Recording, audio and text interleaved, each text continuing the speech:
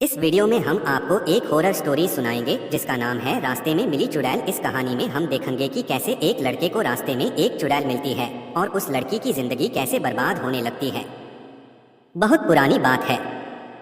गोपाल नाम का एक लड़का था। वह बहुत ही गरीब था।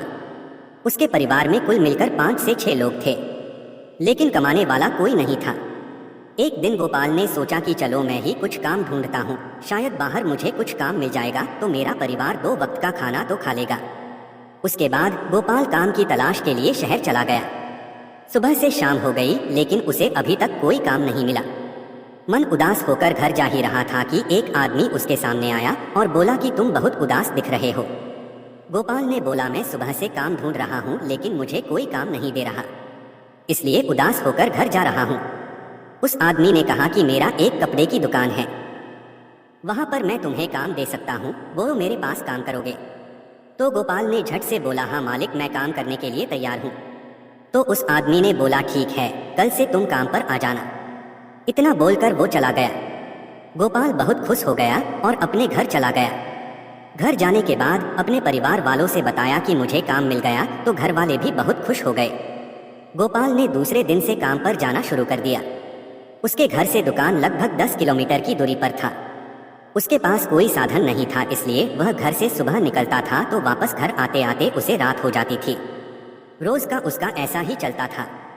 एक दिन गोपाल जब दुकान से घर जा रहा था तो उसने देखा कि रास्ते में एक बहुत सुंदर लड़की खड़ी थी।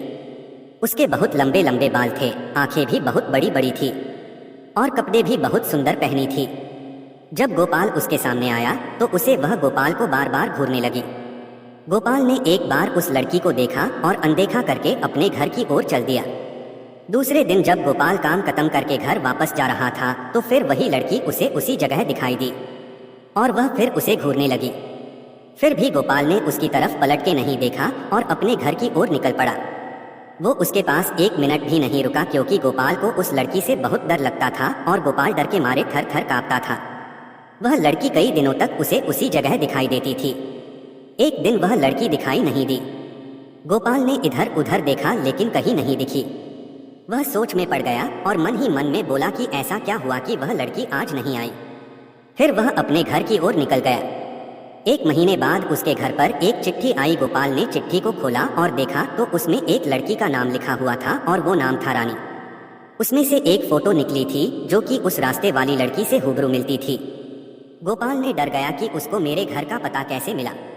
उस चिट्ठी में लिखा हुआ था कि कल जब तुम दुकान से निकलोगे तो जहां पर मैं खड़ी रहती हूँ वह पर मेरा इंतजार करना।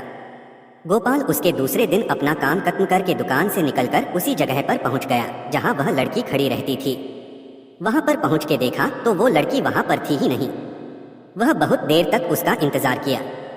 जब वो लड़की नहीं दिखी तो वह अपने घर की तरफ चल दिया। गोपाल अपने घर जा ही रहा था कि उसे याद आया कि जो उसकी चिट्ठी आई थी उसमें उसका पता तो होगा ही, और अपने पॉकेट से वो चिट्ठी निकली और उस पते के अनुसार उस लड़की के घर चला गया। गोपाल ने दरवाजा खटखटाया तो एक आदमी आया और बोला कि क्या काम है। तो गोपाल ने कहा कि मुझे रानी से मिलना है। उस आदमी ने बोला कि बोलो क्या काम है, मैं उसका पापा हूँ और बेटा उसे गुजरे हुए 2 महीने हो गए हैं। गोपाल जब इतना सुना तो उसके हाथ पैर कांपने लगे और वह सोच में पड़ गया कि वह लड़की तो मुझे रास्ते में मिली थी और उसकी चिट्ठी भी आई थी। तभी रानी के पापा ने उसे दिखाया कि देखो बेटा, उसकी तस्वीर पर माला पड़ा हुआ है। इतना देखते ही गोपाल बहुत डर गया और भागकर अपने घर पहुंच गया। फिर उसने उस चिट्ठी को जला दिया। उसके बाद गोपाल बीमार रहने लगा। घर वालों ने बहुत इलाज कराया, फिर भी कोई फायदा नहीं हुआ। उसका काम भी छूट गया। गोपाल को अक्सर मरी हुई रानी का चेहरा सोते हुए नजर आता था। ये सब बातें जब गोपाल ने अपने घर वालों को बताई तब घर वालों ने तांत्रिक बाबा को बुला के गोपाल का इलाज करवाया। उसके बाद गोपाल ठीक हुआ। दोस्तों, रास्ते में मिली चुड़ैल की कहानी आपको कैसी लगी हमें कमेंट करके ज़रूर बताएं।